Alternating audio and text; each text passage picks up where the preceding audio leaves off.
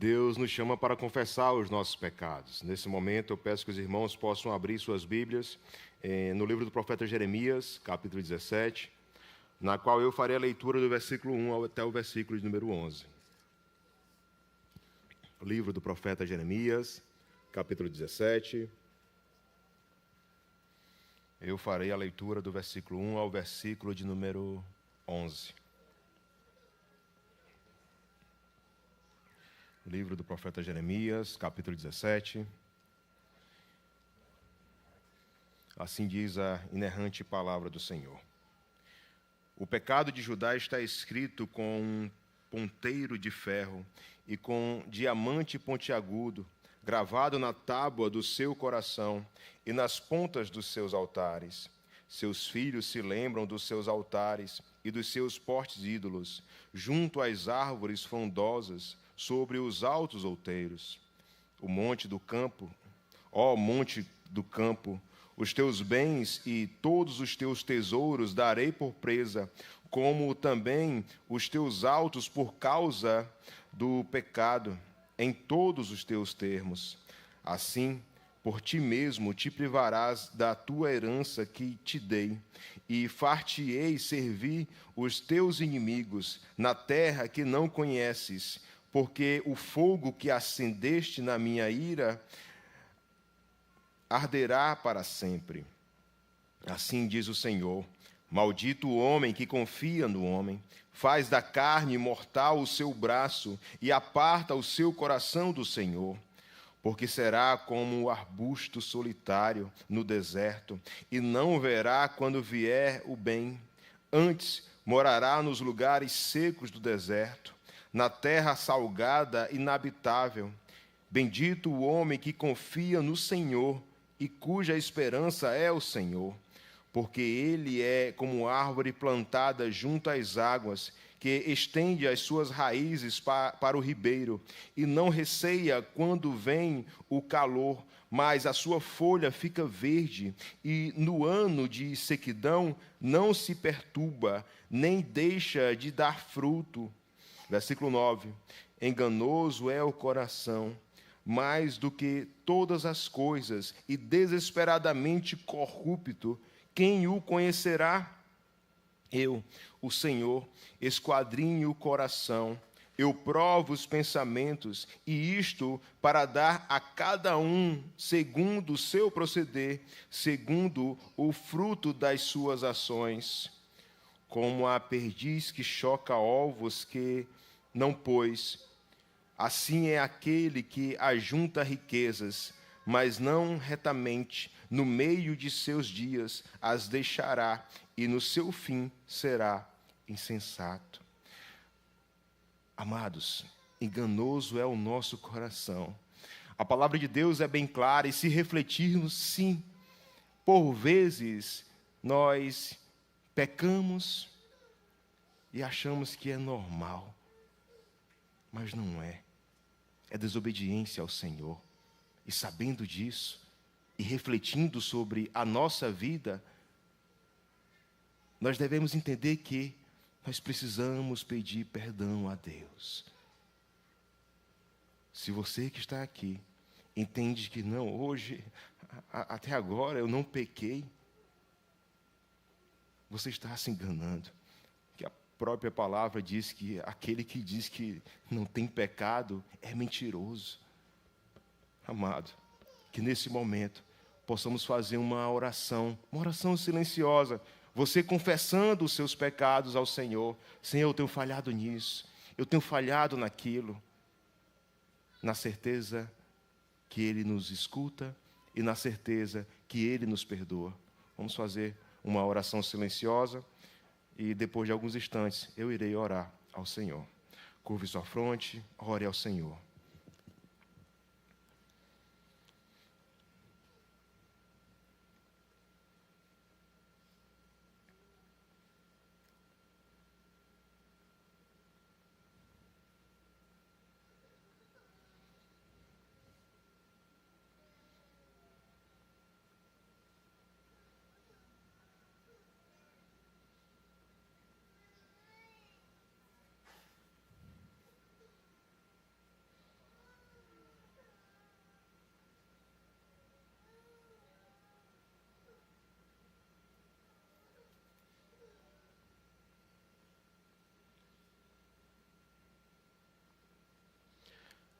Santo Deus, amado Pai,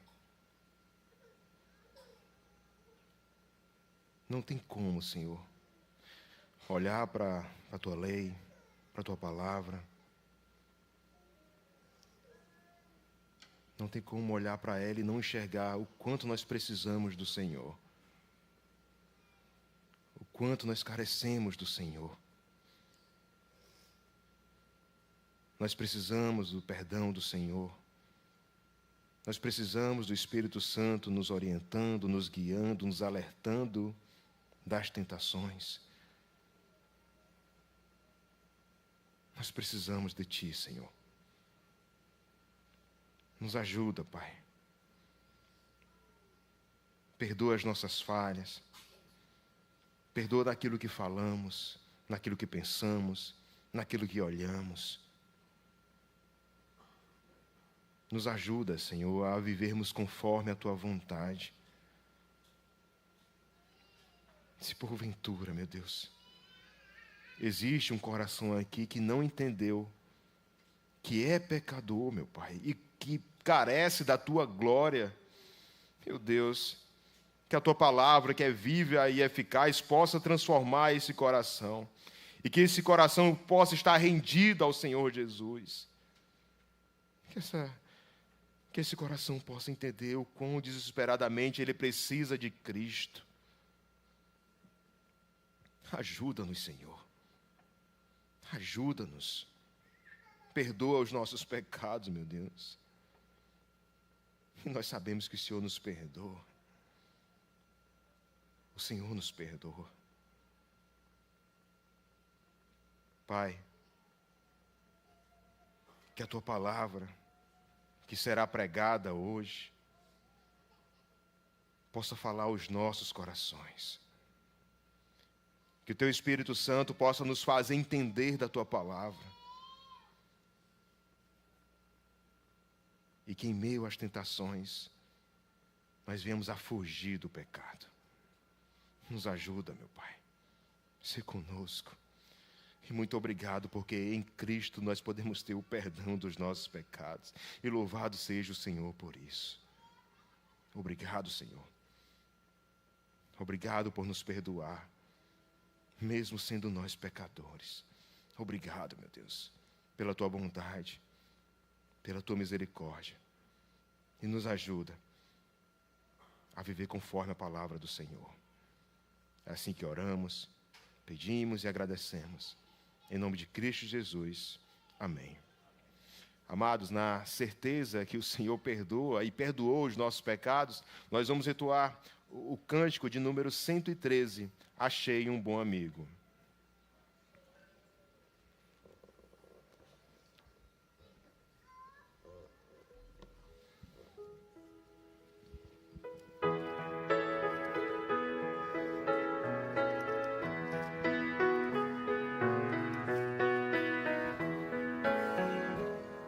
Achei um bom amigo, Jesus o Salvador, os milhares escolhido para mim.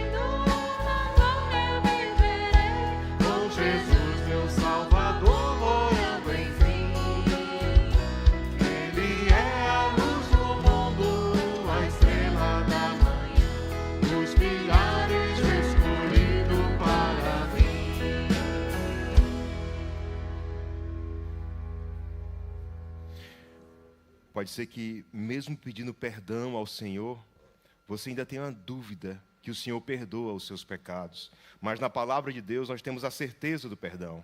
Isaías, capítulo 55, versículos 6 e 7 diz: buscai o Senhor enquanto se pode achar, invocai-o enquanto está perto. Deixe o perverso seu mau caminho, o inimigo os seus pensamentos. Converta-se ao Senhor, que se compadecerá dele. E volte-se para o nosso Deus, porque é rico em perdoar. Louvado seja o Senhor. Amém. Amados, nesse momento chegamos na oração, na leitura alternada, no livro de Mateus. Eu peço que os irmãos possam abrir suas Bíblias em Mateus, capítulo 12, na qual faremos a leitura do versículo 22 até o número 32. E eu peço novamente àqueles que podem, se coloquem em pé, para fazermos a leitura alternada do texto. Mateus, capítulo 12, leitura alternada do versículo 22 até o versículo de número 32.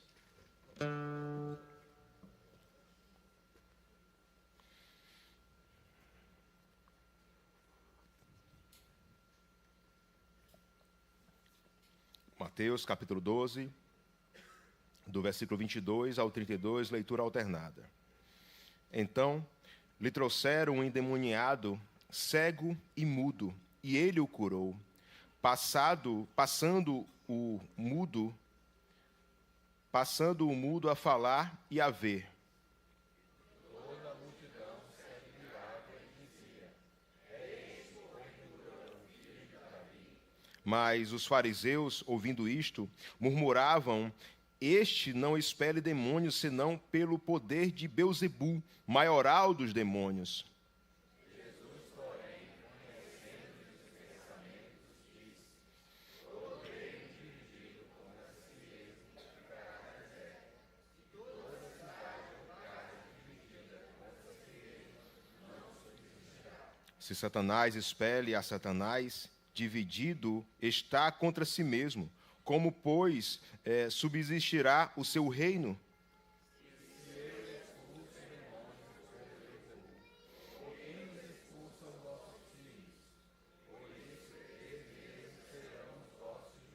Se, porém, eu expulso demônios pelo Espírito de Deus, certamente é chegado o reino de Deus sobre vós.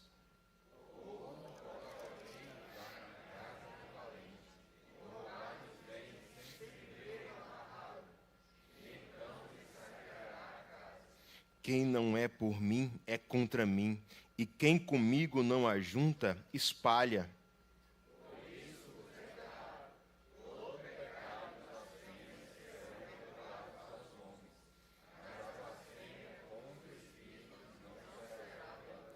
Todos juntos, versículo 32. Se alguém proferir alguma palavra contra o Filho do Homem, se-lhe-á isso perdoado. Mas se alguém falar contra o Espírito Santo, não lhe será isto perdoado, nem neste mundo, nem no porvir. Louvado seja o Senhor pela sua palavra. Amém. Meus irmãos podem sentar.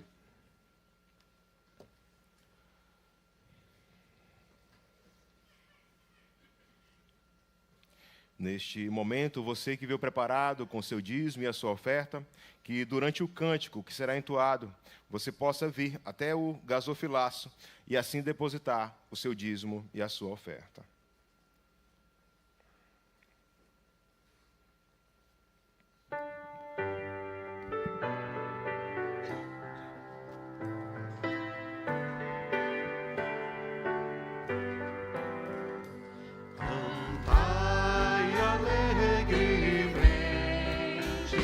Cantai a Deus louvor, trazei a Ele um canto.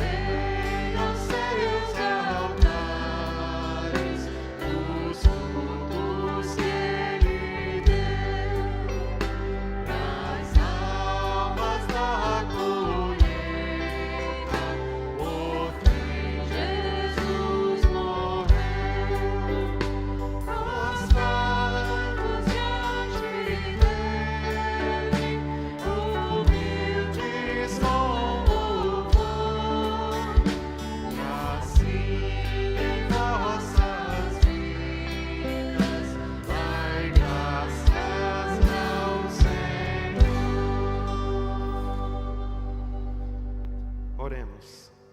Santo Deus, Pai de misericórdia, graças te damos, Senhor, por mais essa oportunidade que temos, Senhor, de vir à tua casa, de louvar-te, de engrandecer-te o nome, Senhor, de te render culto e toda a nossa adoração.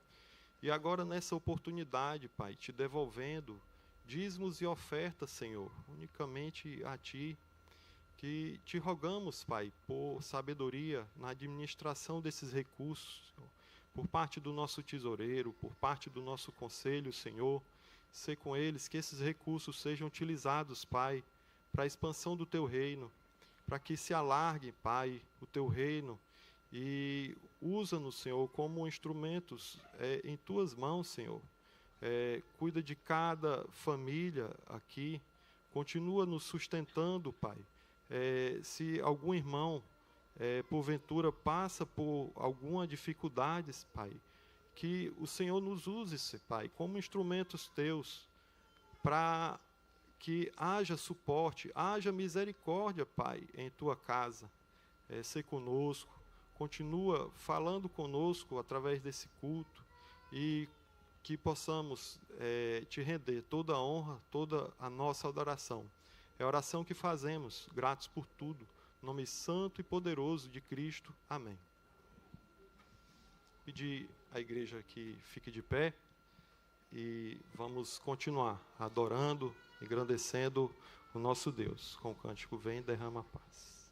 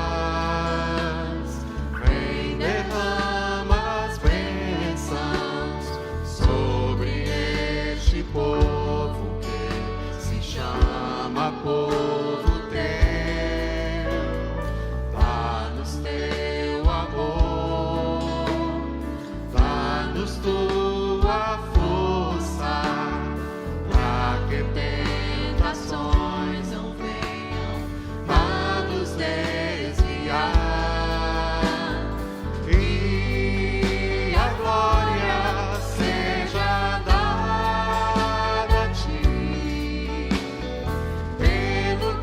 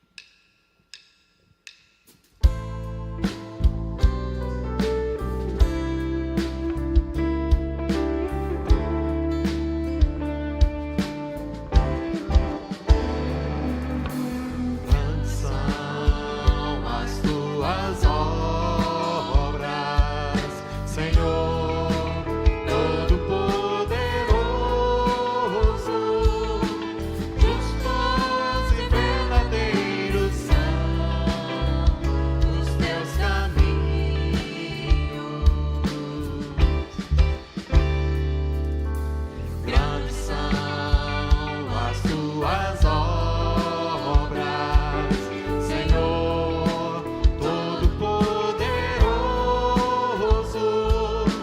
Justos e verdadeiros são os teus caminhos,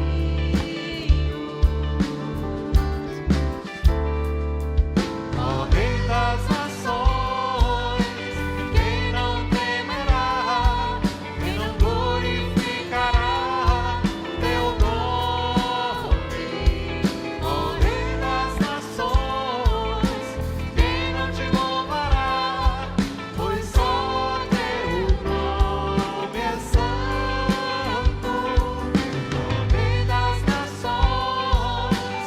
Quem não temerá, quem não glorificará teu nome, ó Rei das nações.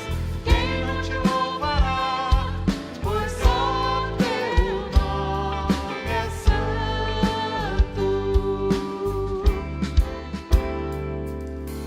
Todas as nações virão e adorarão diante de ti, pois os teus atos de justiça se fizeram manifestos.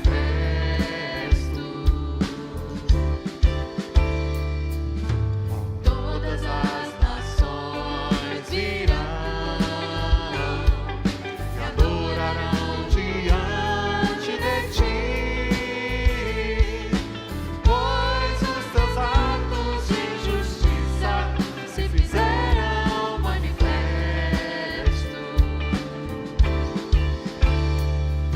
Ó Rei das nações, quem não temerá, quem não glorificará teu nome, ó Rei das nações. Quem não te louvará, pois só teu nome é santo, ó Rei das nações. Quem não temerá, quem não glorificará teu nome, ó Rei das nações. Quem não te louvará, pois só teu nome é santo.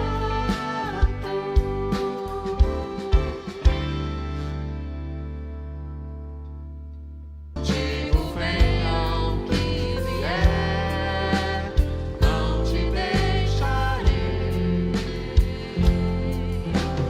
não te deixarei, filho meu.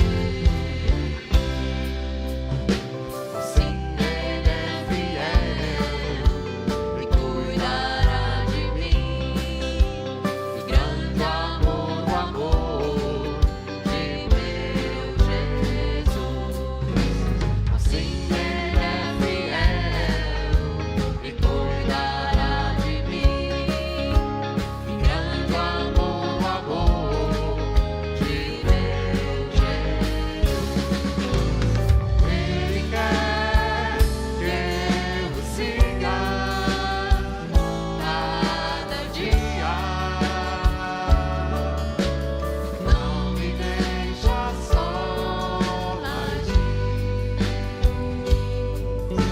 Estou contigo, venha o que vier, não te deixarei,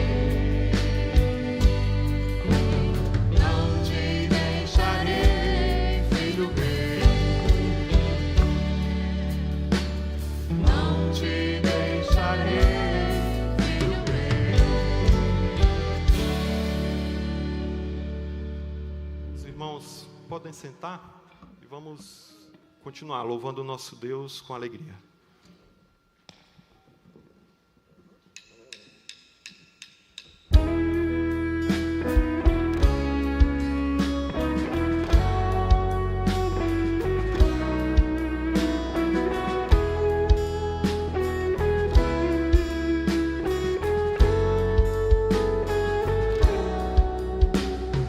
Glória pra sempre ao Cordeiro.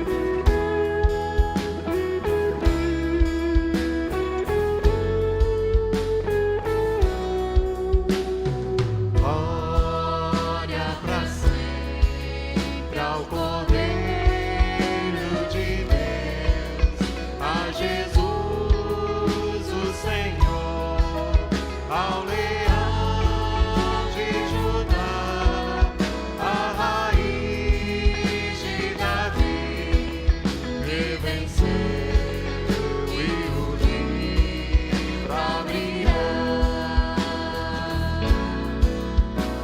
O céu, a terra e o mar, e tudo que neles há, o adorarão e confessarão: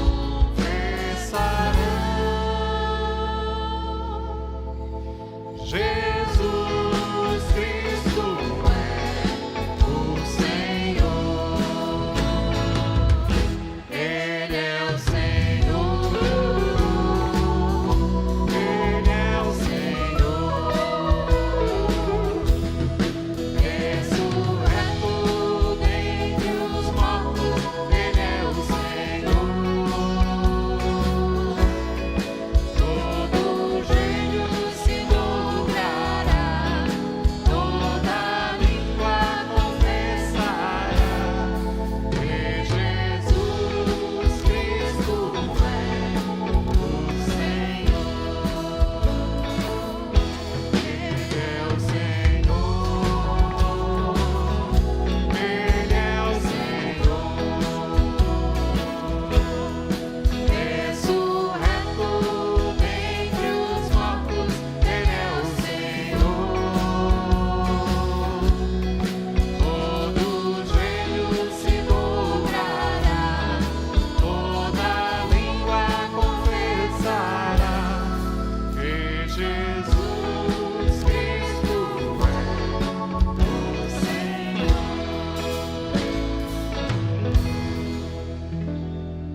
Amém.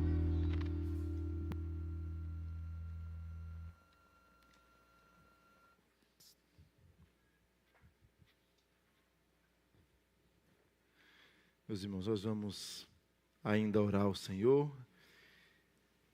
em ações de graças e intercessão. Curve sua fronte. Vamos nos colocar diante do Senhor.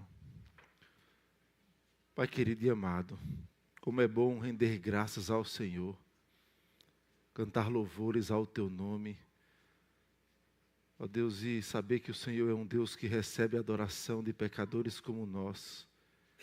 O Senhor alegra o nosso coração, o Senhor nos sustenta, o Senhor nos ama, o Senhor cuida de nós. E nós não somos nada, Senhor. Muito obrigado, Senhor.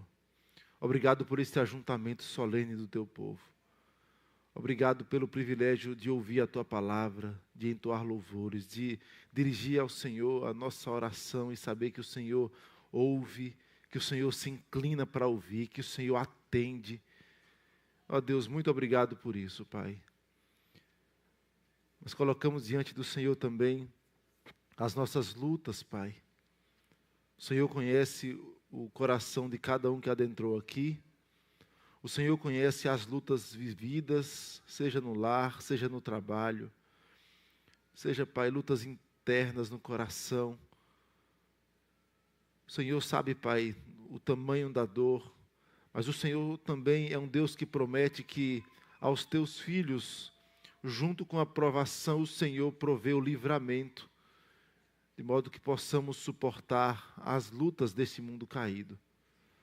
Por isso nos colocamos diante do Senhor, já agradecidos pelas lutas e pela provisão que o Senhor nos dá. Mas nós não deixamos de clamar ao Senhor por misericórdia. Pedimos a Tua misericórdia sobre os nossos irmãos enfermos. Pedimos, Pai, a Tua boa mão, Senhor, sustentando-os. Aqueles que não puderam vir por causa da enfermidade, sustenta-os, ó Deus. Pedimos, Pai, Tua bênção também sobre nossas irmãs que estão em viagem e que esta madrugada voltam à fortaleza. Traze-as em paz.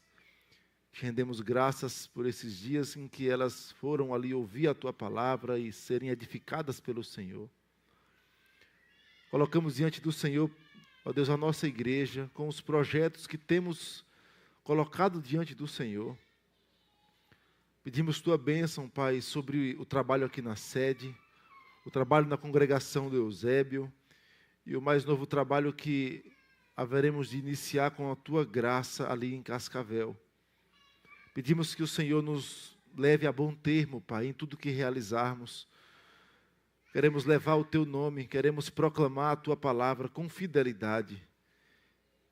Usa-nos, Pai, para cada um dos trabalhos que o Senhor tem nos direcionado.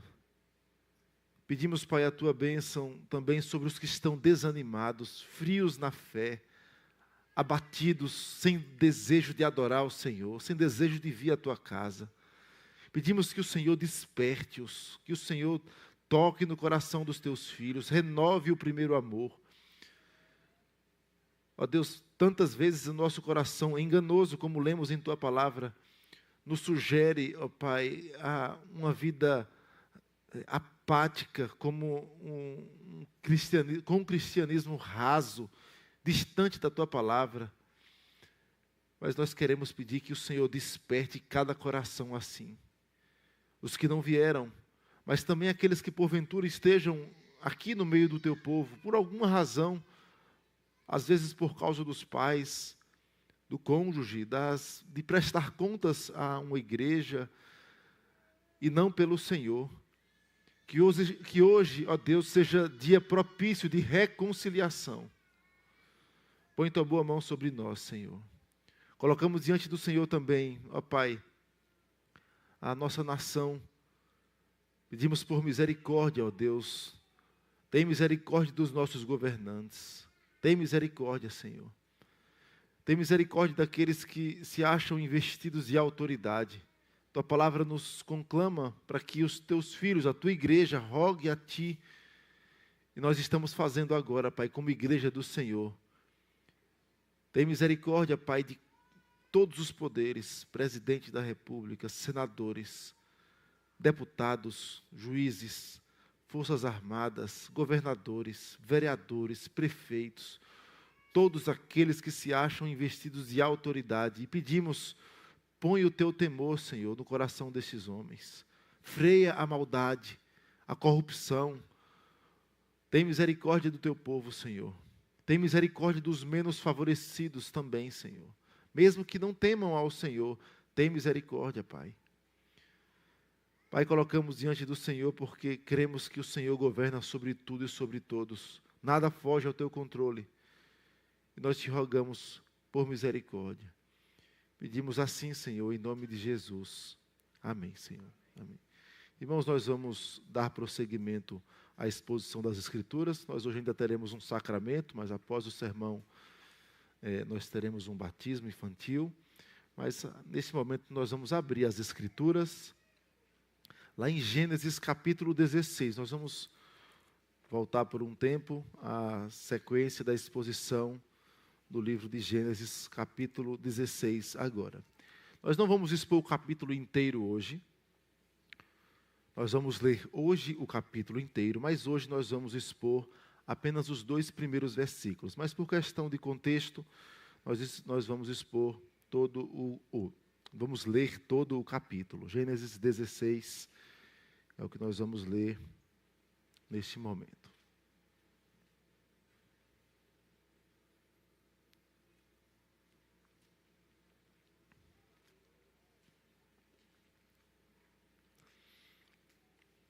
Já adianto que Sarai era o nome de Sara, para aqueles que não têm um conhecimento mais profundo das Escrituras. Sarai era o nome de Sara antes de Deus mudar o seu nome, e Abrão era o nome de Abraão antes de Deus também mudar o seu nome. E aí, por vezes, nós também, por uma questão de costume, vamos acabar mencionando Abraão, que é o mesmo Abrão, e Sara, que é a mesma Sarai, tá bom? Então, diz assim a palavra do nosso Deus. Ora, Sarai, mulher de Abrão, não lhe dava filhos.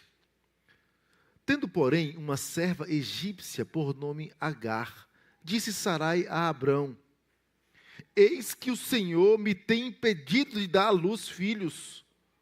Toma, pois, a minha serva, e assim me edificarei com filhos por meio dela. E Abrão anuiu ao conselho de Sarai. Então Sarai, mulher de Abrão, tomou a Agar, egípcia, sua serva, e deu-a por mulher a Abrão, seu marido, depois de ter ele habitado por 10 anos na terra de Canaã. Ele a possuiu e ela concebeu. Vendo ela que havia concebido, foi sua senhora por ela desprezada. Disse Sarai a Abrão: seja sobre ti a afronta que se me faz a mim. Eu te dei a minha serva para possuíres. Ela, porém, vendo que concebeu, desprezou-me. Julgue o Senhor entre mim e ti.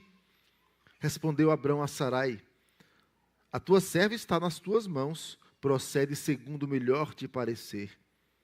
Sarai humilhou-a e ela fugiu de sua presença. Tendo-a achado o anjo do Senhor junto a uma fonte de água no deserto, junto à fonte no caminho de Sur, disse-lhe: Agar, serva de Sarai, de onde vens e para onde vais? Ela respondeu: fujo da presença de Sarai, minha senhora. Então lhe disse o anjo do Senhor: volta para a tua senhora e humilha-te sob as suas mãos. Disse-lhe mais o anjo do Senhor: multiplicarei sobremodo a tua descendência, de maneira que por numerosa não será contada.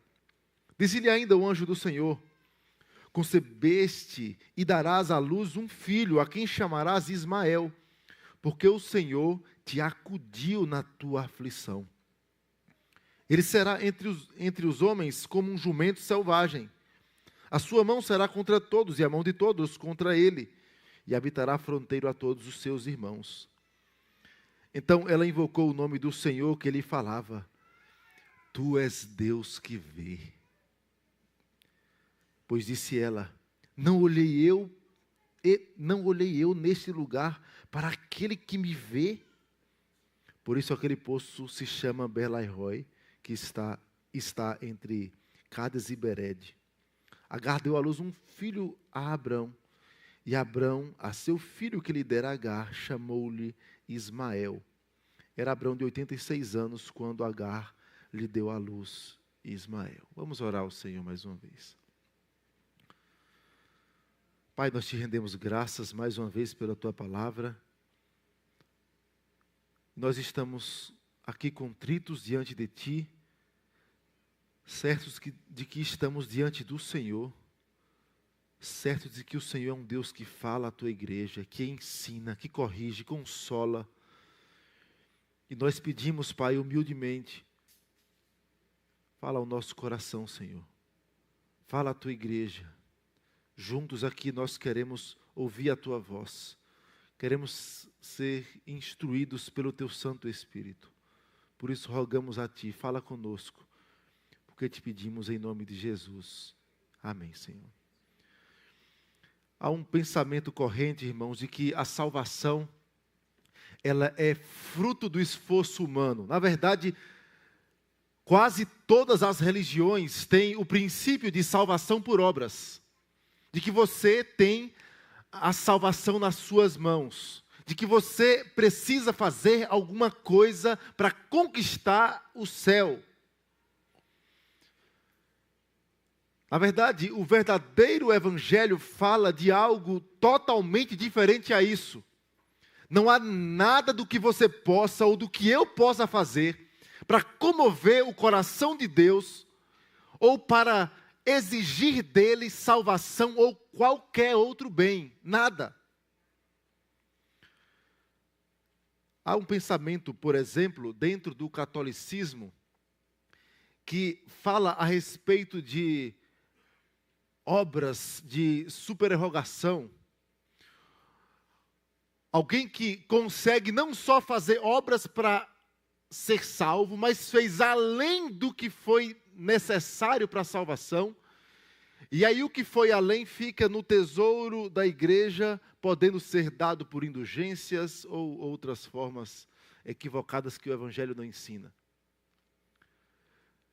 Irmãos, quando a palavra de Deus fala sobre salvação, você deve se recordar da história que o evangelista Lucas narra a respeito do jovem rico. O jovem rico chega diante de Cristo e diante de Cristo ele pensa ter todos os requisitos suficientes para a salvação. Eu cumpro toda a lei. Eu cumpro todos os mandamentos. Aí Jesus fala assim: então, vende tudo que tens e dá aos pobres, e depois você vem e me segue. E o texto vai dizer que ele se entristeceu diante disso. Quando você anda um pouco mais no texto, você vai perceber que Jesus fala: olha, é mais fácil um camelo passar pelo fundo de uma agulha do que o rico entrar no reino dos céus. E aí, as pessoas perguntam a Cristo: Senhor, sendo assim, quem pode ser salvo? A pergunta é impossível ser salvo.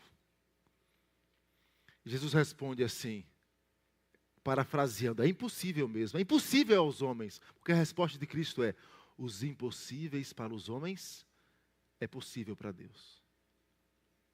Mostrando que salvação é algo que pertence ao Senhor. E por que nós estamos introduzindo isso?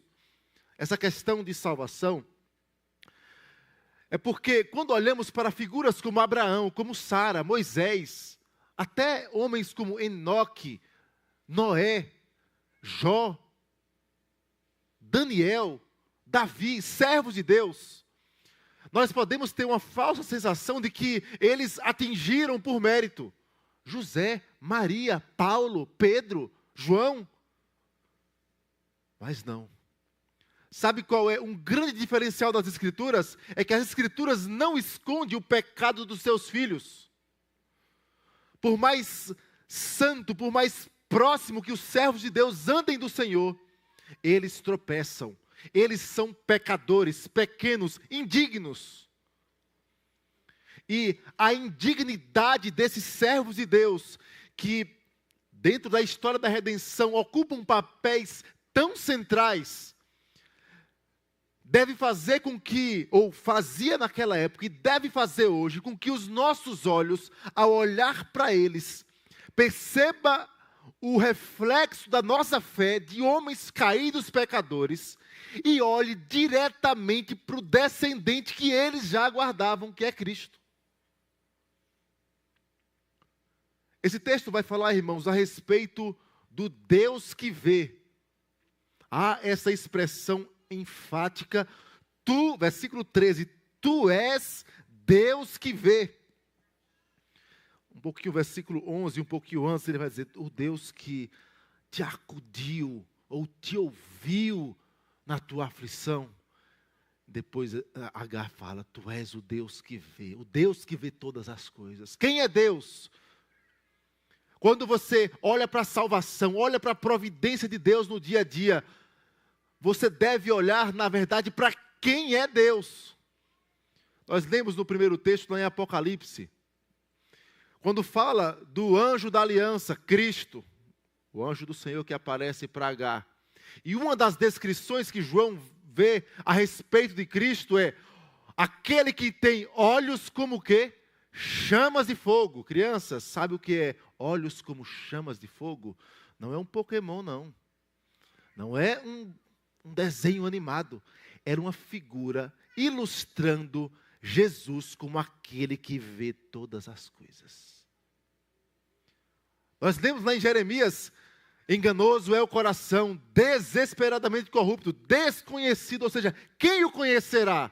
Eu, o Senhor, esquadrinho o coração. Deus vê todas as coisas. E nessa perspectiva nós vamos tratar esse capítulo 16, olhando para o aspecto de Deus vê todas as coisas. E o primeiro aspecto que nós vamos tratar hoje é o Deus que vê o coração. Crianças, o tema aí vocês podem colocar: o Deus que vê o coração.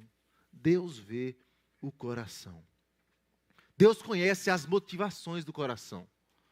Deus conhece os meandros do coração, os caminhos, as curvas, as subidas e descidas que nós nem conseguimos sondar. Deus vê todas as coisas. E no versículo 1 o texto vai dizer assim: ora, Sarai mulher de Abrão, não lhe dava filhos. A tensão maior do texto é: Sarai não dava filhos. Você vai se recordar que quando chega a genealogia após a Torre de Babel, chega a genealogia de Adão, lá de Abraão, no capítulo 11, e quando chega em Sarai, no centro do quiasmo, aqueles que estavam na série vão se recordar, quiasmo era uma estrutura em que a narrativa ou a poesia, a primeira frase combinava com a última, a segunda com a penúltima, a terceira com a antepenúltima, e na parte central da narrativa havia uma informação enfática. A informação enfática, se você quiser voltar para observar isso, lá no capítulo 11, você vai ver no versículo 30. Sarai era estéril, não tinha filhos. É a partir dos versículos 10 até o fim do capítulo 12, há uma estrutura assim que mostra, a atenção a salvação é impossível, a providência é impossível. Caminhar com Deus parece que não tem saída. Ele nos leva a lugares em que olhamos para um lado, para o outro, e nós precisamos nos precipitar e tomar a nossa decisão. Lembra do mar? O povo estava lá diante do mar. E agora? O que faremos?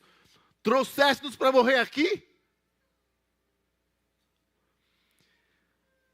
O texto vai falar, irmãos, em primeiro lugar, crianças, Deus vê o coração. E que aspecto do coração Deus vê ali em Sarai? Ingratidão. Pode colocar aí, crianças. Primeiro ponto. Ingratidão.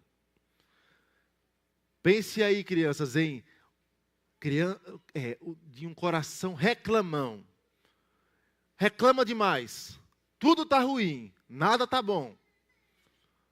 Pega a comida. Está fria. Pega o lanche. Não gostei desse. Volte para o texto. Olha como o texto vai dizer. Sarai não dava filhos. Tendo, porém, uma serva egípcia por nome Agar, disse Sarai a Abrão: eis que o Senhor me tem impedido de dar luz filhos. Toma, pois, a minha serva, e assim me edificarei com filhos por meio dela. E Abrão anuiu ao conselho de Sarai. Irmãos, a expressão de Sarai não era uma mentira. De fato, o texto vai mostrar, e não só o texto, a história das Escrituras vão nos revelar que Deus é o Deus que controla o nascer ou o não nascer. Ele quem dá e Ele quem tira a vida. Ele quem faz que a mulher estéril possa ter filhos, ou Ele que faz que a mulher que possa ter filhos seja estéril. Ele controla absolutamente tudo que existe. Então a fala de Sarai, sim, tem verdade nesse aspecto. Aliás, há também um aspecto que precisamos destacar, é que o fato de uma mulher não ter filhos, já dissemos isso em outras ocasiões, mas aqui é um ponto importante, o fato de uma mulher não ter filhos nas Escrituras, na leitura do texto você precisa abrir os olhos. Na história da redenção, é um apontamento para dizer, parece impossível, e é para os homens.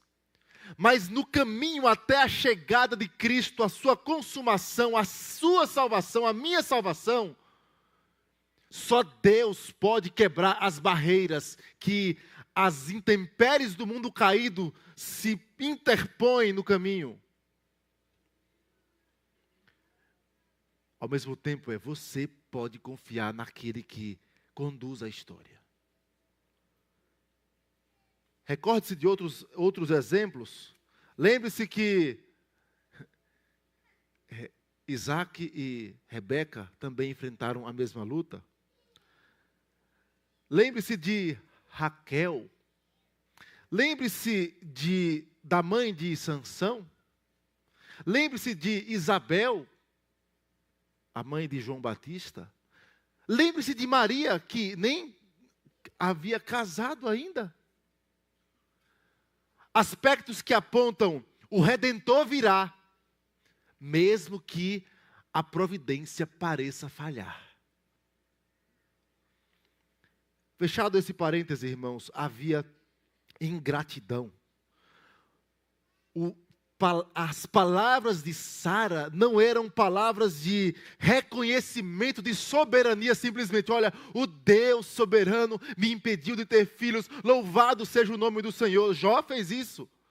O Senhor deu, o Senhor tomou, bendito seja o nome do Senhor. O que você encontra aqui é uma expressão que traz mesmo esse ar de ingratidão, insatisfação. E ao invés de recorrer ao próprio Deus que cerrou a sua madre, ela recorre a si mesma. Ela recorre ao seu próprio coração. A ingratidão, irmãos, faz nos ficar como sendo egoístas. E às vezes nós começamos a invejar o próximo. Ou queremos usar o próximo para satisfazer desejos egoístas. A ingratidão faz ainda, meus irmãos, o nosso coração se entristecer por acharmos que somos merecedores de algo que é fruto da graça e não de méritos. A ingratidão faz também, irmãos, com que não consigamos vislumbrar que tudo o que temos ao nosso redor já é fruto de uma graça maravilhosa. Nós não conseguimos, a ingratidão cega, e nós não conseguimos perceber que temos abundância ao nosso lado.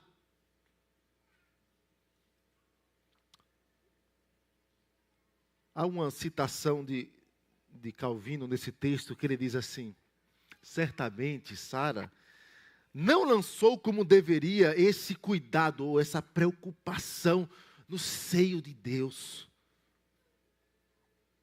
sem vincular seu poder à ordem da natureza ou restringi-lo ao seu próprio sentido. E então, ao deixar de deduzir do passado o que aconteceria no futuro, ela, ao invés de olhar, olha o que Deus já fez, então Deus há de providenciar.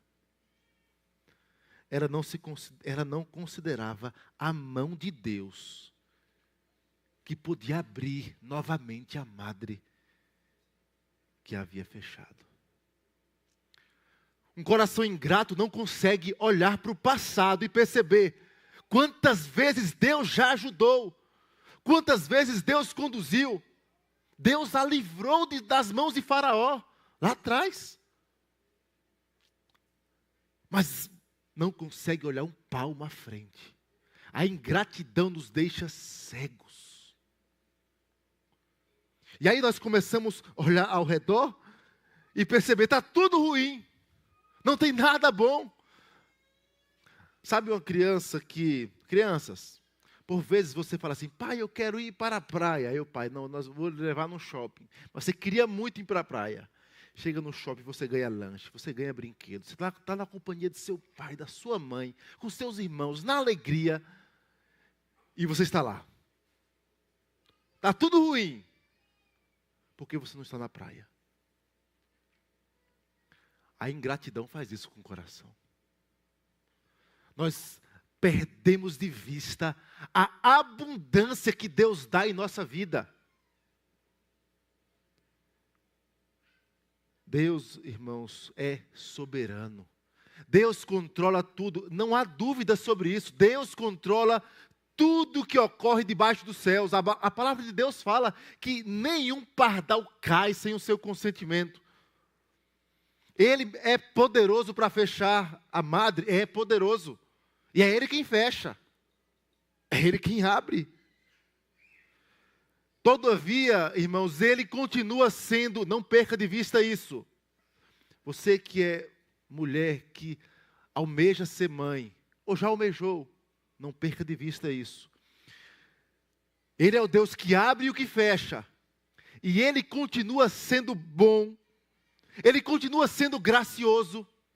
Ele continua sendo misericordioso, generoso, independente se Ele vai abrir ou não.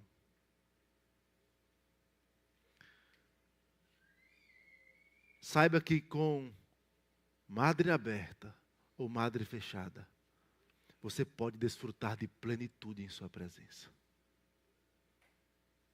Ele pode fazer um milagre, pode. Ele é Deus. Mas Ele pode, na sua soberania, na sua providência, dizer, não farei. Isso não faz mal com os seus filhos. Pode completar, porque sabemos que todas as coisas cooperam para o bem daqueles que amam a Deus. Deus não faz nada com os seus filhos sem propósitos. Não há acasos.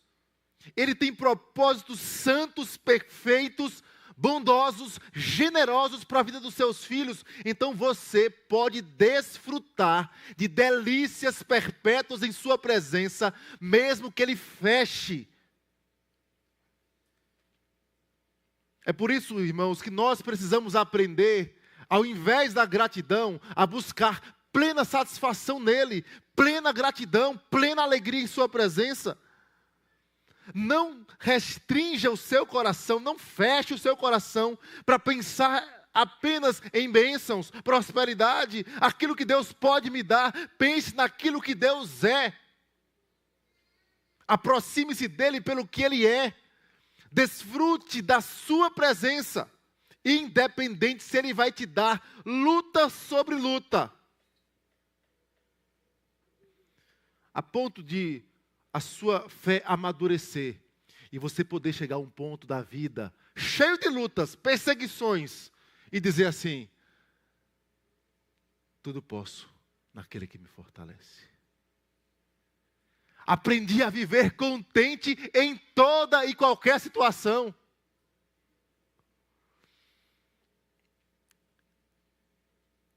Não existe, irmãos, plena alegria longe do Senhor. Um coração ingrato pode ter 10 filhos e continuar ingrato. Um coração agradecido pode sofrer angústias duras que muitas servas de Deus já sofreram na história. De não poderem ter filhos e ainda perder filhos, dor e mais dor, lágrima e mais lágrima. Mas a palavra de Deus fala do Senhor que recolhe cada uma das lágrimas no seu odre. Contempla a dor das suas filhas. Ele consola, Ele traz sorriso, Ele traz gratidão no coração dos seus filhos. Sabe o que é que esse texto tem em comum com Eva? Tudo. Você se recorda que lá em Gênesis capítulo 2, a palavra de Deus fala que Deus criou toda sorte de árvores agradáveis à vista, árvores boas para o alimento, boas para se comer. E o texto fala assim, que Deus falou assim, olha, de toda árvore do jardim comerás livremente, abundância, liberdade, comam, menos da árvore do conhecimento do bem e do mal. E quando a serpente pergunta para Eva assim, Eva, é verdade que Deus te proibiu de comer todas as árvores do jardim? Aí ela responde, olha, dos frutos da árvore do jardim podemos comer. Ela já omite o livremente. Deus falou, vocês são livres para comer. Deus deixou a gente comer. Mas naquela ali Deus falou que eu não posso nem tocar. Ingratidão sendo plantada no coração de Eva. Ingratidão sendo repetida por Sara. Deus me cerrou a madre, já que Deus fez isso, vou me precipitar. Irmãos, nós precisamos aprender que a soberania de Deus está totalmente vinculada à sua bondade com seus filhos. O Deus que é soberano e que faz o que quer e que dá e tira a vida. O Deus que envia lutas, inclusive para os seus filhos. O Deus que permite lutas e mais lutas. É o Deus que faz todas as coisas cooperarem para o nosso bem. Bondade e soberania andam juntas para aqueles que são filhos. Se você foi feito filho na pessoa de Cristo, você pode descansar na sua soberania, descansar na sua providência e abrir o sorriso nos lábios e dizer, sou grato ao Senhor que me dá mais do que o que eu mereço. Agradeça. Olhe ao seu redor, perceba o tanto de dádivas que Deus nos dá dia após dia. Deus vê a ingratidão do coração. Versículo 2, o texto diz: disse Sarai a Abrão: eis que o Senhor me tem impedido de dar luz filhos. Toma, pois, a minha serva, e assim edificarei com filhos por meio dela. Me edificarei com filhos por meio dela. Segundo aspecto, crianças, o primeiro, ingratidão. O segundo deles, orgulho, soberba. Há ali em Eva um desejo por reconhecimento, manutenção do seu nome, ou perpetuação do mesmo. Aqui há uma construção, há um hebraísmo, é uma forma de se escrever nesse texto, lá no texto original, que traz a ideia de perpetuar a minha casa. Eu quero perpetuar o meu nome. Sabe o que é interessante? Que isso nos lembra alguns aspectos do tipo, a Torre de Babel querendo perpetuar o nome. Abraão, Deus chama e fala: eu vou engrandecer o teu nome. Perceba que o que Sara está fazendo tem um pouco de não aguardar o Deus que prometeu que engrandeceria o nome daquela descendência. Mas ela queria tomar a providência e ser aquela que criaria os caminhos para engrandecer o seu próprio nome. Irmãos, não tem como não pensar que é um drama não poder ter filhos. Você vai encontrar na história de Abraão esse drama permeando a história dele. Deus faz promessas e ele fala: Senhor, o Senhor me promete riquezas, mas eu nem tenho com quem deixar. Eu não tenho filhos, há um Damasceno em minha casa, mas nem parente meu é. É de fato um drama. Mas não há, irmãos, justificativas. Não há dramas suficientes para que você coloque ele debaixo do seu braço e diga assim: eu vou pecar contra o Senhor e eu tenho aqui o motivo. Não há. Pelo contrário, como já mencionamos, se Deus é o Deus que promete que o seu Espírito opera em nós o querer e o realizar. O Deus que promete o seu Espírito, prometeu e deu o seu Espírito e dá ainda hoje àqueles que recebem a Cristo. Para que o Espírito Santo lembre todas as coisas que o Senhor Jesus ensinou. A palavra de Deus fala que, repito, fala que Ele vai nos dar a força para suportar as tentações. Que desculpa nós temos para dizer: olha, eu tenho isso aqui e por isso eu fiz. Lembre-se de Saul. Saul fez assim: Senhor, ou chega com Samuel, Samuel chega, Saul se precipita, faz o sacrifício, não era para ele fazer, ele não era sacerdote. E aí, olha, Samuel, você estava demorando, os inimigos estavam à porta, então eu temi, e aí eu fui lá e fiz o sacrifício. Tem tanto prazer em holocaustos o Senhor, quanto em que se obedeça a sua palavra. É isso que obedecer é melhor do que o sacrificar. Não há justificativas, irmãos. E aqui você vai encontrar esse desejo de orgulho, soberba. João vai dizer em sua carta, o nome disso é a soberba da vida. Fala assim: olha, tudo que há no mundo, a concupiscência da carne, a concupiscência dos olhos e a soberba da vida não procede do Pai. E João está parafraseando o quê? Gênesis. Quando o texto vai dizer que Eva viu que a árvore era boa para se comer, agradável aos olhos e desejável para dar entendimento. Soberba da vida. Orgulho. Eu quero construir o meu nome. Eu quero deixar um legado. Irmão, sabe o que é interessante? É que os reformadores, quando ocorre a reforma protestante, Homens usados por Deus, como Martinho Lutero, João Calvino. Homens como estes pediam para ser enterrados em lugares que ninguém veriam. Me enterrem em um túmulo anônimo, para que ninguém ache meu corpo. Com uma visão ensinada por Paulo acerca de quem é Paulo e quem é Apolo. Quem é Paulo? Quem é Apolo? É Deus quem dá o crescimento. A glória deve ser dada ao Senhor. A provisão pertence a Ele. A soberania é dEle. Orgulho, irmãos, é querer se assentar em um trono que não é seu. Tem uma frase, eu não me recordo ela toda, mas eu posso parafrasear.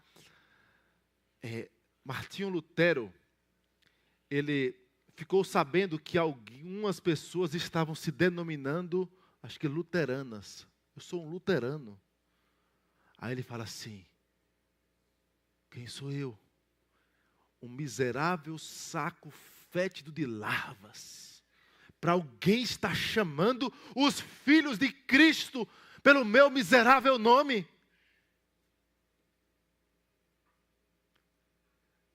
Exemplos como estes, irmãos, devem nos fazer olhar para o quão pequenos nós somos. Nós não somos nada, irmãos, nada.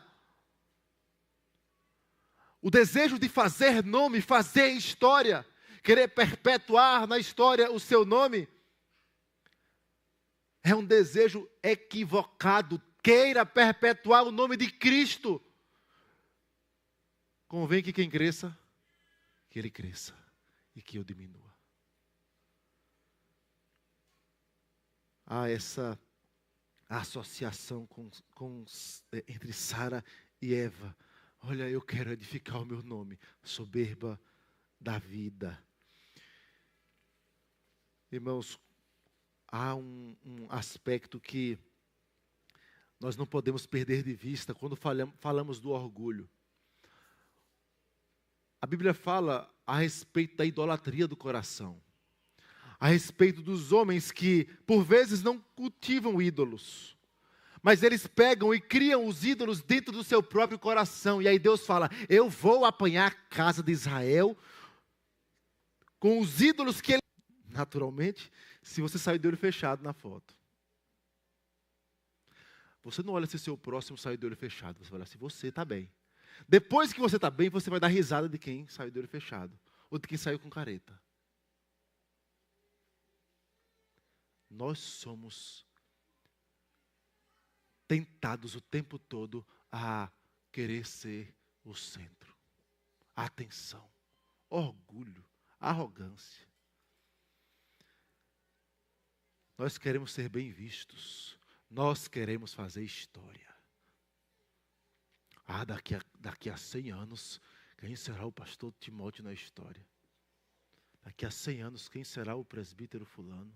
Será que vão lembrar do meu nome? Quem será? Será que meus bisnetos vão saber quem eu fui?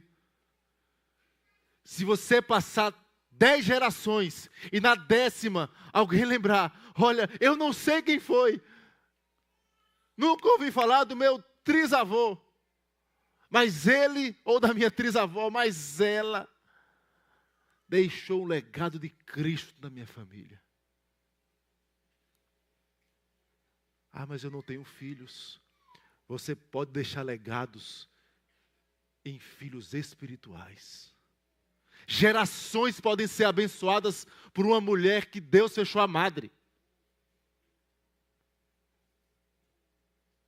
Gerações. Eu sou a 3ª geração de uma mulher que não teve filhos, mas que evangelizou. Daqui a 4 gerações, 2 gerações, ninguém sabe quem foi. Mas continua conhecendo o nome de Cristo. Deus vê o orgulho. Terceiro aspecto e último e mais breve. Deus vê, crianças, a impulsividade. agir por impulso. Agir sem pensar. O que é impulsividade, pastor? Palavras difíceis ou palavras que eu não entendi aí no caderninho. Você pode colocar assim: agir sem pensar. Agir de uma vez. Falar sem refletir. O texto vai falar: eis que o Senhor me tem impedido de dar à luz filhos. O que é que você faz agora? Toma, pois, a minha serva. Irmãos, o que o servo de Deus faz diante dos dilemas da vida? Como nós devemos agir diante dos dramas? Eu gosto demais do texto de 1 Samuel 30, em que Davi chega diante de Ziclag, Ziclag pegando fogo. Ele saiu para batalhar com o seu exército. Quando ele volta, de longe ele vê a cidade queimada. As mulheres e crianças da cidade foram levadas cativas, a cidade estava vazia.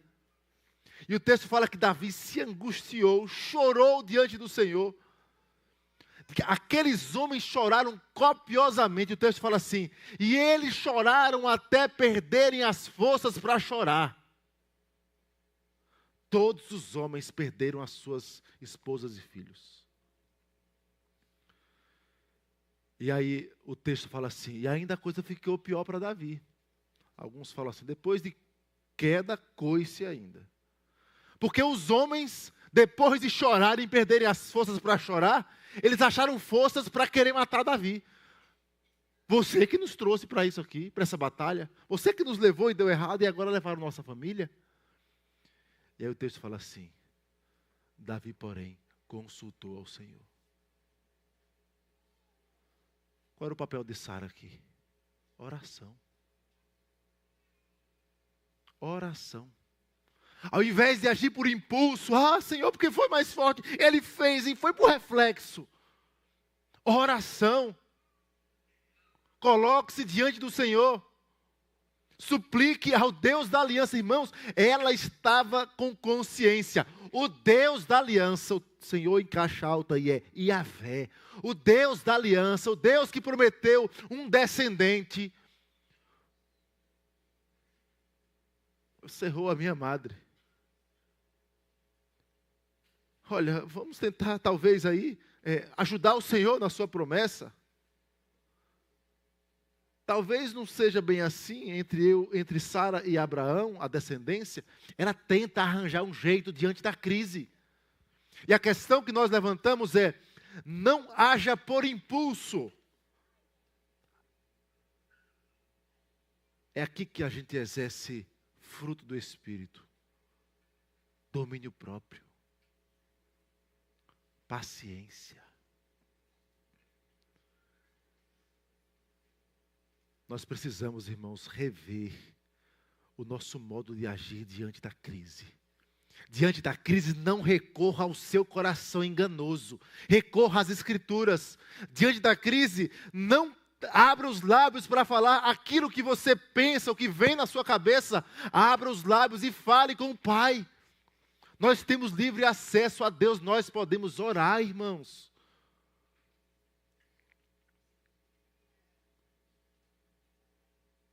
Ela estava cheia de boa vontade. Vamos tentar fazer de alguma forma.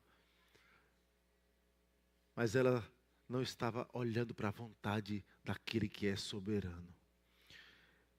Esse era o retrato de servos de Deus. Do pai da fé, Abraão. De Sara, aquela que as Escrituras falam, da qual nós, os que cremos, nos tornamos filhos.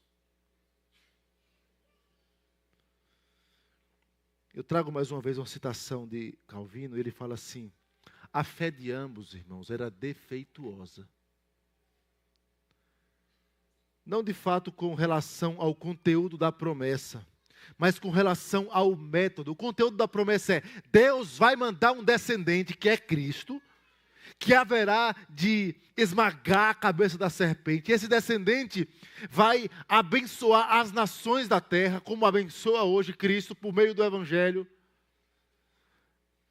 mas o método que o descendente chegaria. Eles se apressaram, Calvino continua, em adquirir a prole que era esperada por Deus, sem observar a ordenança legítima de Deus. Nós também somos ensinados que Deus não ordena em vão, que o seu povo fique quieto e espere com paciência, sempre que o Senhor adiar ou suspender aos nossos olhos a realização dos seus desejos. Olha, Deus promete isso, mas parece que as suas promessas caducaram. A sua boa mão parece que freou para a minha vida. Deus ensina agora paciência. Aquietai-vos e sabei que eu sou Deus. Salmo 46 fala. E aí eu encerro a citação. Pois aqueles que se apressam antes do tempo, não apenas antecipam a providência de Deus, mas estão descontentes com a sua palavra. Precipitam-se além de seus próprios limites. Um coração precipitado diante de questões até legítimas. Olha, Deus prometeu um filho. E o filho não chegou, eu sou estéril. Era o pensamento de Sara. Parece legítimo, vamos dar um jeito. Não. É não aguardar a palavra. Não aguardar o Deus que promete que há de cumprir. É querer agir como se fosse o próprio Deus. Esta era a fé dos nossos pais. Qual a diferença da fé desses homens para a nossa? Nós erramos do mesmo jeito. Nós somos tantas vezes ingratos. Nós ganhamos, nós temos muito, muito mais do que o que merecemos, muito mais do que o que precisamos. E nós olhamos para o lado e falamos como meninos birrentos. Não temos nada, só isso. Deus nos chama, irmãos, à gratidão. Em tudo dai graças, em tudo. Vida cheia do Espírito Santo, Efésios 5, vai falar assim: não vos embriagueis com vinho no qual há dissolução, mas enchei-vos do Espírito, falando entre vós com salmos e hinos e cânticos espirituais, dando por ele graças a tudo em nome do Senhor. Gratidão é a expressão no coração cheio do Espírito Santo. Busque gratidão. Crianças, sejam agradecidas.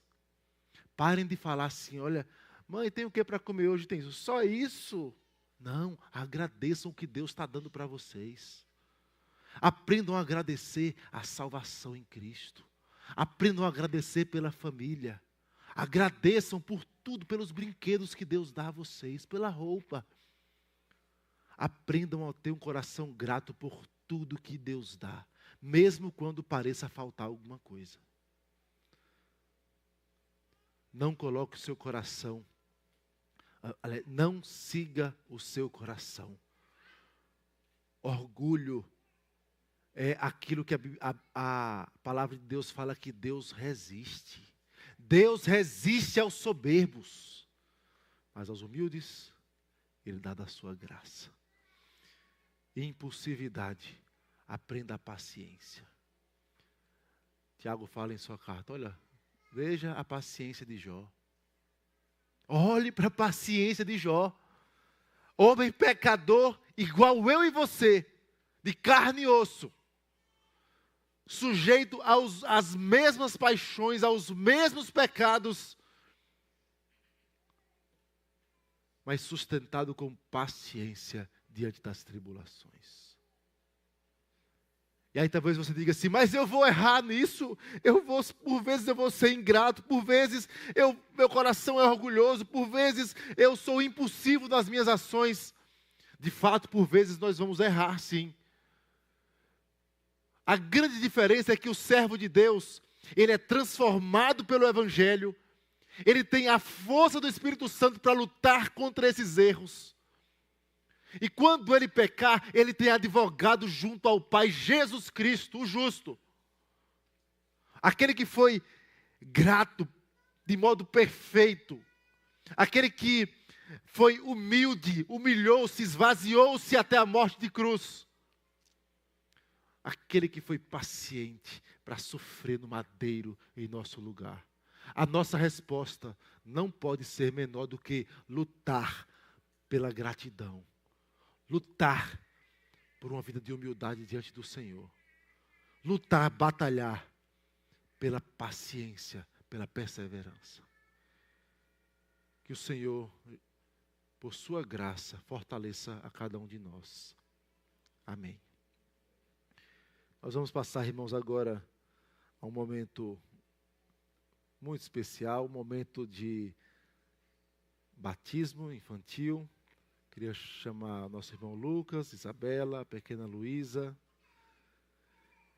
Um texto aberto aí, talvez na sua Bíblia você precise passar só uma página. Gênesis capítulo 17.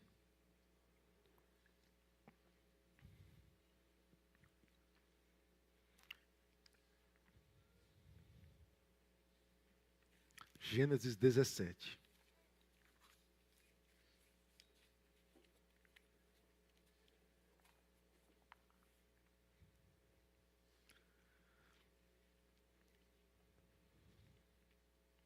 Vou ler apenas o versículo 23.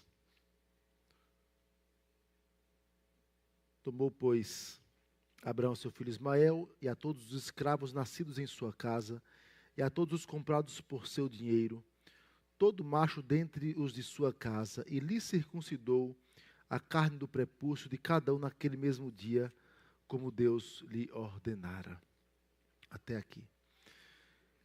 Irmãos, a circuncisão não era um ato meramente litúrgico, não era um ato supersticioso, cultural meramente, mas era um ato ordenado por Deus para que todo o homem nascido na casa dos filhos da aliança fossem circuncidados na carne do prepúcio.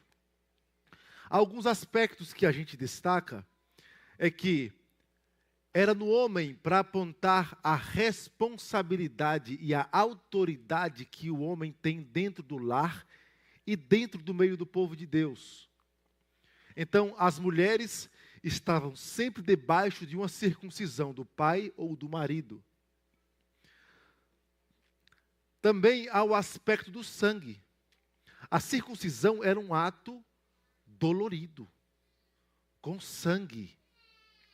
Assim como quase todos, ou boa parte dos ritos do Antigo Testamento eram movidos ou eram ligados a sangue, a entrada no povo de Deus também era marcada com sangue. E talvez você se pergunte, por que com sangue? A resposta bem direta ao ponto está lá em Apocalipse, que fala do livro do Cordeiro que foi morto antes da fundação do mundo. Por causa do sangue do Cordeiro. Do sangue de Cristo que seria derramado. Então Deus começou a ensinar Israel a respeito do sangue. Israel, em toda a história, até chegar em Cristo, foi ensinada a respeito do sangue e até privada de tomar o sangue, de comer o sangue. Por que o israelita não podia comer sangue? Porque ele precisaria entender que o sangue apontava para algo precioso, que era o sangue de Cristo. É por isso que após Cristo, os apóstolos falam, olha, Jesus tornou puro então todos os alimentos. Ainda um aspecto ligado à descendência. Por que no órgão reprodutor a circuncisão acontecia? Por conta da questão da aliança ser com a descendência. Mas também, o órgão que foi de vergonha no Éden, agora é o órgão que recebe símbolo de redenção, apontando para a descendência. Aspectos fortes, profundos, que falam do dever que os pais têm de criar os filhos na aliança. É por isso que nós, presbiterianos, não apresentamos crianças. Olha, nós vamos apresentar hoje o bebê que nasceu e vamos orar por ele. Não é uma mera apresentação. Porque a palavra de Deus mostra em toda a história da redenção que Deus trata os filhos da aliança como seus filhos. E não só no Antigo Testamento é assim. No Novo Testamento, Paulo fala, os vossos filhos são santos. Há um texto que é bastante forte no argumento a respeito de como as crianças são tratadas como povo de Deus e como as crianças ficavam, na época apostólica, no culto junto com os pais por causa da aliança. Paulo, ao escrever aos Efésios e aos Colossenses, ele se dirige no seu sermão às crianças. Efésios 6, versículo 1, quando fala assim, filhos, obedecei a vossos pais. No texto grego ali, Paulo está, do jeito que a gente faz o sermão, crianças, Paulo está fazendo a mesma coisa. Filhinhos, a palavra grega ali é crianças, obedeçam a vossos pais. Mostrando que as crianças não são meramente apresentadas, elas são filhas da aliança, filhas da promessa. Povo de Deus, é o modo natural de entrar no povo de Deus. Irmãos, que privilégio é nascer no povo de Deus, crescer no povo de Deus e não ter experimentado os prazeres transitórios do pecado que o mundo oferece. Esse é o modo natural de entrar na aliança. Da mesma forma que alguns pensam, olha, mas como é que nós vamos batizar se a palavra de Deus diz, olha, nós vamos batizar, mas a Bíblia fala, quem crê e for batizado, e a criança não crê. A circuncisão era praticada com crianças que não criam, porque eram bebês, não tinham expressão de fé ainda. E elas recebiam o sinal de ser povo de Deus, o sinal de que o povo aguardava o Messias, recebia um sinal de sangue apontando para o sangue de Cristo sem crer ainda. E Paulo vai dizer aos romanos o seguinte, a circuncisão é o selo da justiça que vem da fé. Ora, que fé se a criança não tem fé ainda? Ela não expressa a fé. Quer dizer, não tem fé não, ela não consegue expressar a fé. Ela pode ter, é possível uma criança ter fé. A palavra de Deus traz expressões ligadas às crianças. Da boca de uma criança que mama, suscitaste o quê? Força para fazeres emudecer o inimigo e o vingador. A palavra de Deus fala de João Batista, cheio do Espírito Santo ainda no ventre. Nós não sabemos quando Deus põe a fé no coração dos nossos pequenos. Às vezes é de modo tardio mesmo. Às vezes cresce no Evangelho, se aparta do Evangelho, e lá na frente, às vezes até na idade da velhice, o Senhor o atinge e o transforma. Mas isso não invalida o sacramento, a ordenança. Deus ordena a circuncisão. E aí você pode perguntar assim, olha, mas a circuncisão não é mais praticada agora. E aí você vai, se você quiser em casa, anotar e estudar um pouquinho mais, Paulo vai falar aos Colossenses sobre isso. Paulo vai dizer assim, olha, vocês receberam o sinal da circuncisão. Aqui, nesta igreja, muitos que estão aqui receberam, ou quase todos receberam a circuncisão. A circuncisão de Jesus Cristo. E o que é isso, a circuncisão de Jesus Cristo? Paulo vai dizer assim, nele, em Cristo, vocês foram circuncidados. Não por intermédio de mãos, como era na antiga aliança, mas no despojamento do corpo da carne, que é a circuncisão de Cristo. No versículo 12, ele vai mostrar como essa circuncisão de Cristo ocorreu. A tradução está assim, tendo sido sepultados. A tradução poderia ser assim, ficaria mais claro se dissesse assim: quando vocês foram sepultados juntamente com ele no batismo. Porque no texto grego há ali uma expressão que indica o modo como a ação anterior foi feita. Paulo fala: vocês foram circuncidados com a circuncisão de Cristo. Como? Quando vocês foram circuncidados com ele no batismo. Mostrando que o batismo é a circuncisão de Cristo. O batismo é o selo da justiça que vem da fé. Agora é a fé dos pais, que prometem: nós vamos criar o nosso filho, a nossa filha, amando ao Senhor da aliança. Faz parte da aliança, é povo de Deus. Desfruta dos privilégios de ser povo de Deus. Nós não estamos fazendo um rito porque a igreja presbiteriana faz, porque a igreja católica fazia. Não.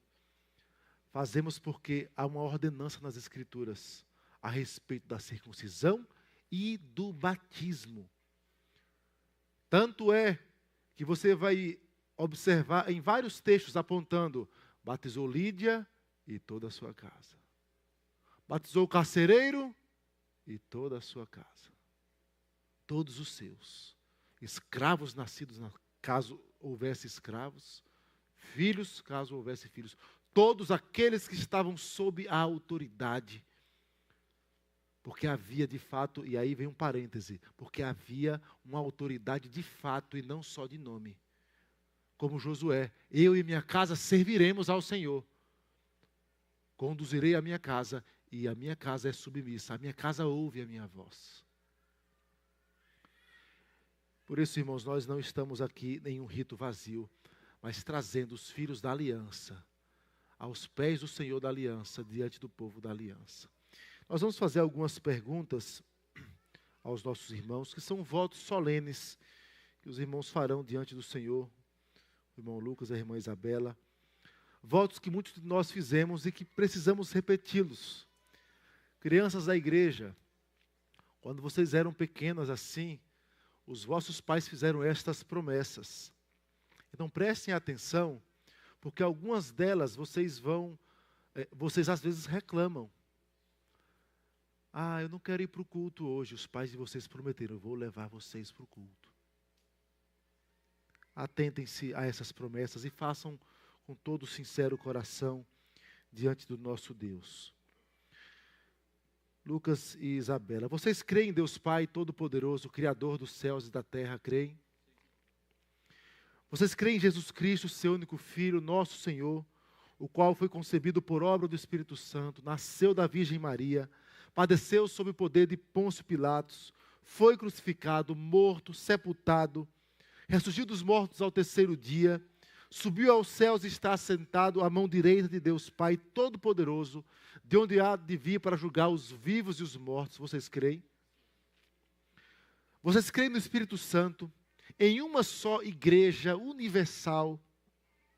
Vocês creem na comunhão dos santos, na remissão dos pecados, na ressurreição do corpo e na vida eterna? Vocês creem? Sim. Vocês prometem que, se Deus conservar a pequena Luísa com vida, vocês prometem que até a idade da razão, vocês hão de instruí-la na crença seguida pelo povo de Deus, como as Sagradas Escrituras ensinam? Prometem? Sim. Vocês prometem ensiná-la a ler, para que ela venha a ler por si mesma a Sagrada Escritura. Vocês prometem orar por ela, orar com ela. Prometem servir para ela, servir vocês mesmos para ela, como bons exemplos de toda piedade e de verdadeira religião, esforçando-vos com todos os meios designados por Deus, a criá-la na disciplina e na demonstração do Senhor. Prometem? Vocês prometem ler a Bíblia com ela, trazê-la à igreja com assiduidade, ensiná-la a amar e a honrar o culto divino desde a mais tenra idade, ensiná-la a participar desse culto? Sim. Nós vamos orar ao Senhor. Vou chamar o pastor Amadeu que nos dirija nessa oração.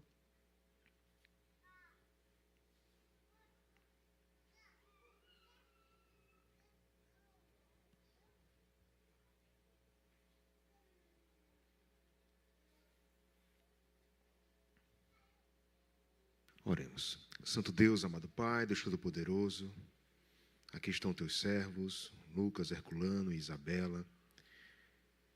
Eles prometeram diante da igreja, diante do Senhor, o cuidado que terão com a Luísa, de apresentar Cristo, de trazê-la à igreja e tantas outras coisas, meu Pai. Que o Senhor possa ajudá-los, meu Deus, a cumprir aquilo que eles disseram que iriam fazer. Que no meio das dificuldades, das angústias, das adversidades, que o Teu Espírito possa ajudar os Teus servos a cumprir aquilo que eles prometeram aqui. Amém, Senhor. Te peço, Senhor, desde já, se eu posso estar abençoando a vida da Luísa. Ela que chegou em um momento de dor, de aflição da família. E em meio a tudo isso, ela conseguiu ser bênção na vida do seu avô, na vida da família. Amém, Senhor. Luísa já é um meio de graça, um meio na qual a família olhou para ela e viu a tua bondade. Amém, Senhor. E que o Senhor possa continuar, meu Deus, abençoando a vida dessa pequena. Que ela possa aprender a cada dia mais do Senhor. Que ela possa crescer e professar a sua fé. Ajuda, Senhor. Ajuda essa família. E eu te peço também, não somente a Isabela, a Lucas e a Luísa, mas estende as duas famílias. Amém, Senhor. Continua dando consolo. Continua abençoando, e que em tudo, Pai, eles possam ser gratos ao Senhor, assim como ouvimos na Tua palavra essa noite. Nos ajuda, é assim que oramos, pedimos e agradecemos. Em nome de Cristo Jesus, amém. Amém.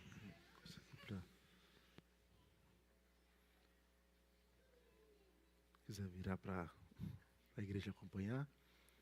Luísa, filha da promessa, eu te batizo em nome do Pai, do Filho e do Espírito Santo. Amém.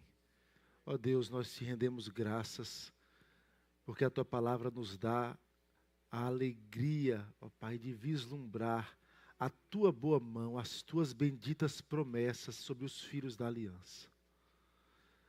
Pai, nós te rogamos, Pai, que o Senhor, por misericórdia, encha a vida de Luísa com o Teu Santo Espírito. Que ela seja, ó Pai, luz onde o Senhor a colocar. Que a vida de Cristo seja vista na sua vida. E que os seus pais, ó Pai, sejam abençoados no convívio desta pequenina serva do Senhor.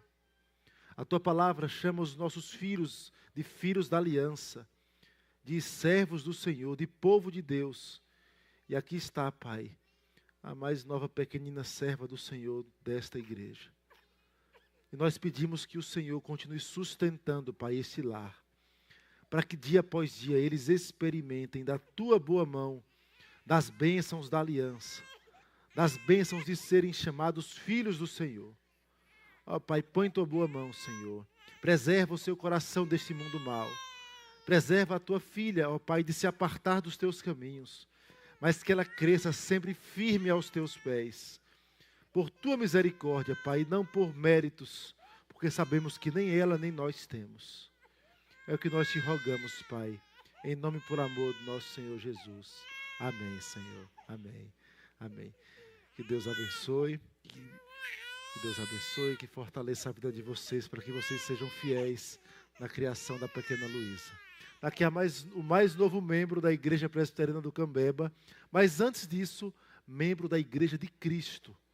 A palavra de Deus nos trata assim, trata os filhos da aliança como filhos do Senhor, como servos de Deus. Alguém pode se perguntar, olha, e se o meu filho se apartar do Evangelho? Da mesma forma que um adulto que se converte e se aparta, um filho pode se apartar do Evangelho. Ele pode sair da aliança. Ele pode se apartar da aliança. Isso não indica que ele não pode nascer na aliança. Nasceu aqui uma filha da aliança. E a nossa oração é que jamais ela se aparte da aliança do Senhor. Que Deus os abençoe. Vamos colocar de pé, irmãos, vamos orar ao Senhor.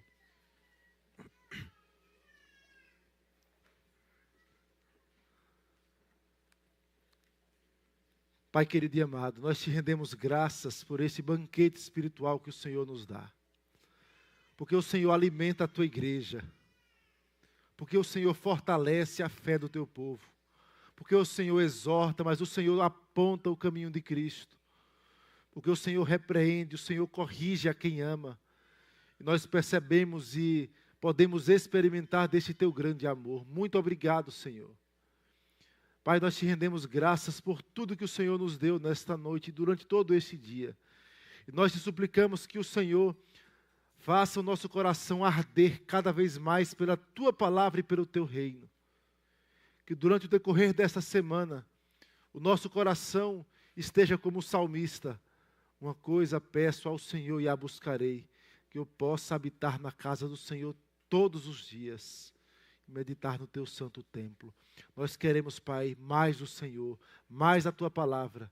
E mesmo que nós sejamos impedidos de vir a uma reunião de oração, a uma programação outra de alguma sociedade, que o nosso coração esteja ardendo pela tua palavra. Que a nossa alma esteja sedenta dia após dia do Senhor. Ó Deus, ajuda-nos, Pai, no decorrer dessa semana e da nossa vida. Leva-nos em paz aos nossos lares e nos abençoe em nome e por amor do nosso Senhor Jesus. Amém, Senhor. Recebei a bênção, que a maravilhosa graça do Senhor e Salvador Jesus Cristo, que o amor de Deus, nosso eterno e bondoso Pai, que a comunhão e consolação do Santo Espírito de Deus repouse sobre cada um de vós e sobre todo o povo de Deus espalhado pela face da terra, hoje e para todo sempre. Amém, Senhor.